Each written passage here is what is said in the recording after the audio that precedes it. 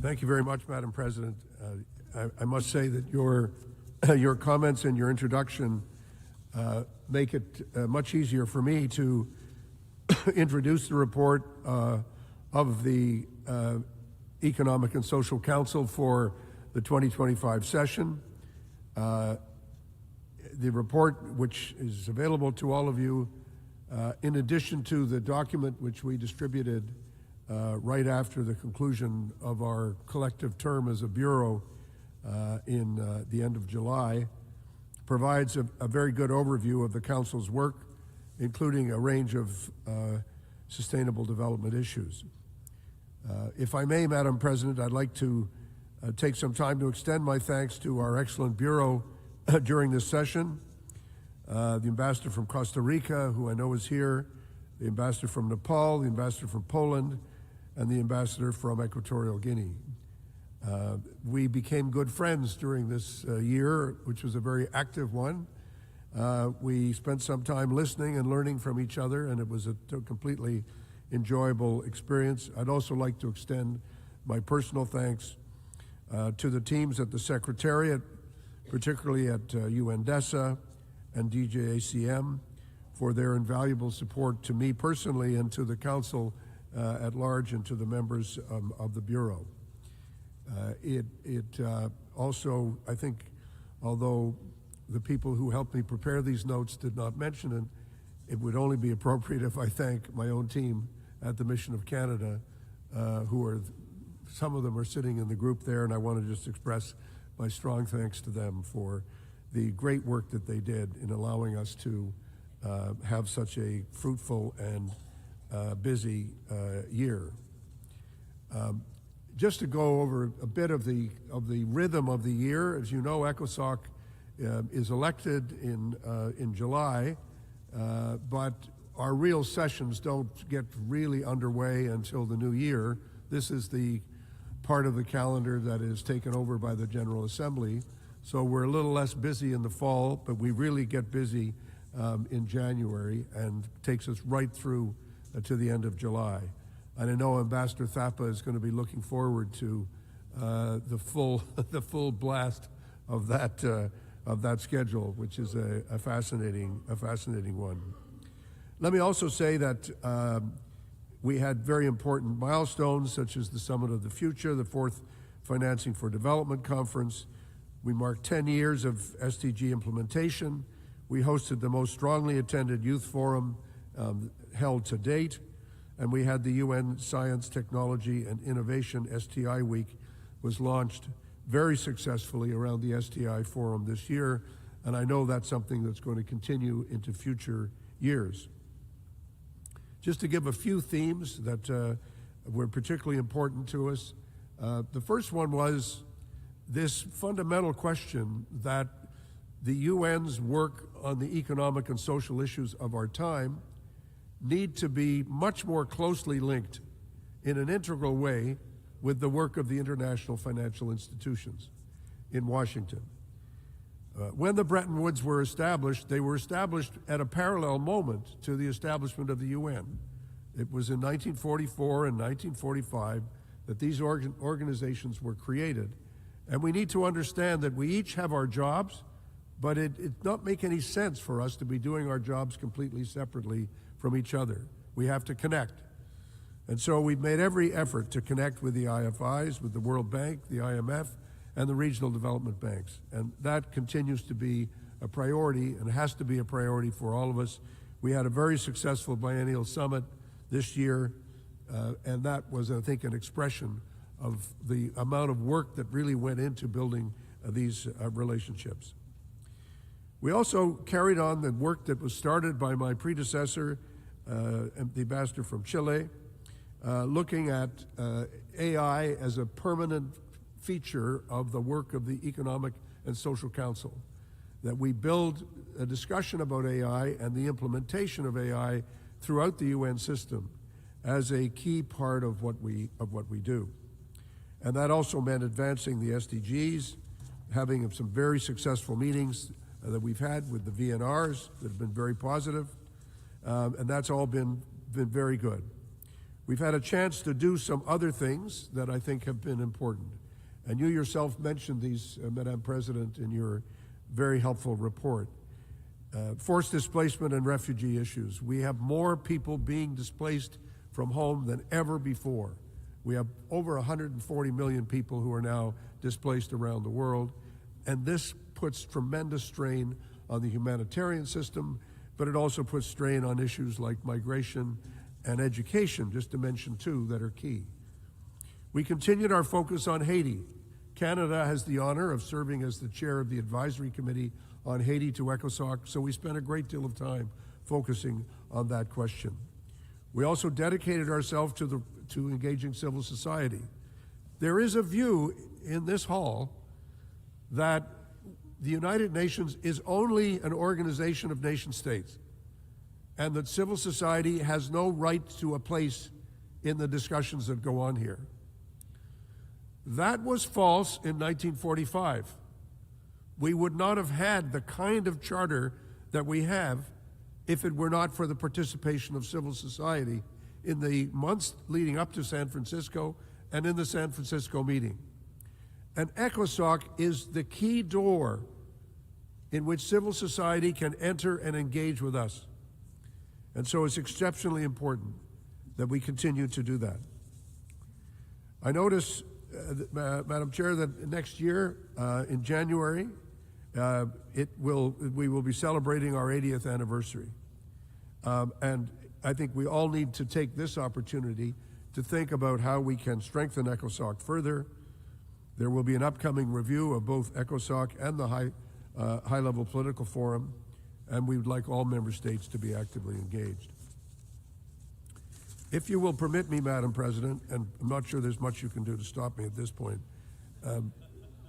I'm going to conclude by just making a few personal comments. Some of you will know that I'm stepping down as the Ambassador of Canada in a few days, actually 48 hours, and this will be my last opportunity from the dais to say a few things that I would like to say very much in connection with the work of ECOSOC. The first one, Madam President, you yourself have said, and I want to say it again, this is the Charter of the United Nations. I bring it to the meetings. Some of you will remember, have been around for a while. I often talk about the Charter. There is a lie going around that says that the core issue for the UN is only peace and security, and that everything else is just extra and a frill and doesn't really belong in the work of the UN. That idea is completely false. It's false as a matter of fact, that is to say, economic and social issues have always been part and parcel of the work of the UN, completely integrated into the Charter. ECOSOC is a charter body created in 1945, but it's also untrue for another reason that you, Madam President, have referred to, and that is you cannot get to peace and security if you ignore the economic and social and human rights and rule of law issues which are critical for the work of the United Nations. Human rights are not a frill. Social development is not a frill. Economic growth is not a frill. Tackling poverty and inequality, these are not frills. And most important in our current era, climate change, while not mentioned in the Charter, remains a critical problem for the future of the world, and not just the future, for the present. The second point I want to make is that UN 80 is an opportunity, not just a crisis. In fact, you could argue every crisis is an opportunity. And without crises, sometimes we wouldn't necessarily take advantage of the need to embrace change. But in embracing change, we need to understand that part of the fundamental problem that we face is one that has been created by member states themselves in failing to pay their dues to support the United Nations. In Canada, we have a concept that we call deadbeat dads. What are deadbeat dads? Deadbeat dads are dads that don't pay support payments to their spouses and children. And we have to spend a lot of time as governments in Canada tracking people down and saying, do you know how much money you owe to your family? Do you know how badly off your family is because you're not paying your dues? You're not paying what the court has ordered you to pay? When we all signed up for the Charter, we signed up to pay our dues. We signed up not only to say these are nice words, but to say we will be there in order to pay for the work of the United Nations and in order to pay to what are called assessed contributions. And we have to keep on paying for assessed contributions. We can't ignore the importance of assessed contributions. Thomas Paine wrote in The Crisis in 1776, a great American Democrat. He pointed out that in a time of crisis, the last thing we need are summer soldiers and sunshine patriots. The UN is in a moment of crisis, and we don't need summer soldiers and sunshine patriots. We need countries that are going to be all in. Doesn't mean you have to be all in to say everything's wonderful or that we agree with everything the UN is doing. It means in order to make change, we all have to be contributors to change. But we can't go on with a situation where we're not paying attention to the need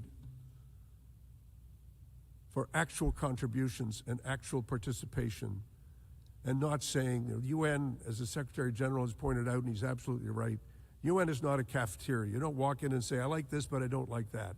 I like this peacekeeping mission, but I don't like that peacekeeping mission. I'll pay for this, but I won't pay for that.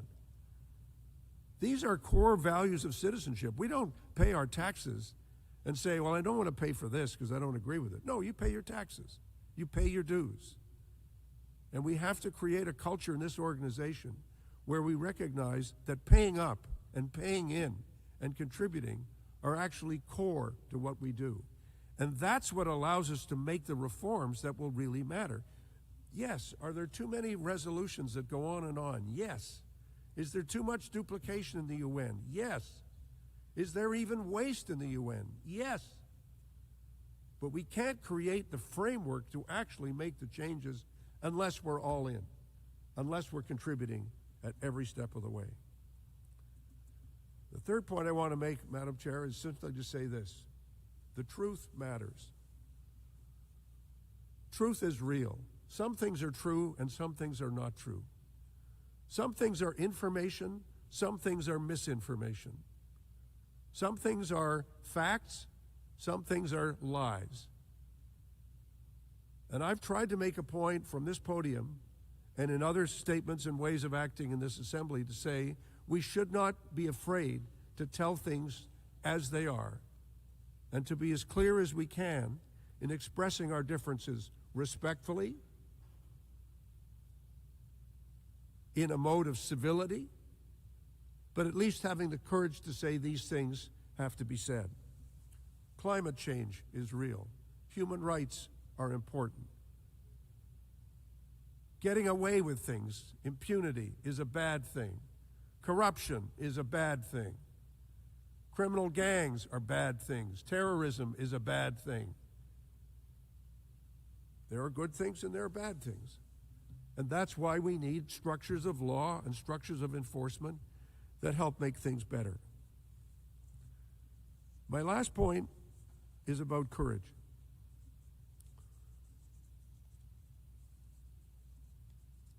Courage is such an important virtue because it's the one virtue that makes the others possible. Courage can be difficult. It means stepping out. It means standing up. It means trying to persuade people who don't agree with you.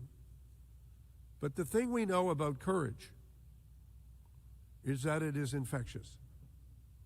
If some stand up, then others will stand up. And that's why it's so critical for us to truly appreciate the importance and the value of courage. Finally, Madam President, and just to say this by way of conclusion, I have so deeply appreciated the opportunity to work with everyone in this hall and to work with all members of the Secretariat and others. It's been a great honor for me to do this over the last 5.5 years. I have deeply appreciated it. Now, my life has been one of exits and entrances, of coming and going. I've had difficulty keeping a job, and so it's one that's been a feature of my life. Upon leaving both the Legislative Assembly of Ontario and leaving the House of Commons in Canada, I ended those two speeches with a quotation from William Shakespeare. And so I checked with my spouse if it was okay to do it again. She said, yeah, I think they'll let you get away with it one more time. So I'm going to read to you Sonnet 25, which is one of my favorites. And this is what it says. Let those who are in favor with their stars of public honor and proud titles boast, whilst I, whom fortune of such triumph bars, unlooked for joy in that I honor most. Great princes' favorites their fair leaves spread, but as the marigold at the sun's eye, and in themselves their pride lies buried. For at a frown they in their glory die. The painful warrior, famous for fight, after 1,000 victories once foiled, is from the book of honor raised quite, and all the rest forgot for which he toiled. Then happy I, that love and am beloved, where I may not remove nor be removed. Thank you all very much, and thank you, Madam President, for this opportunity.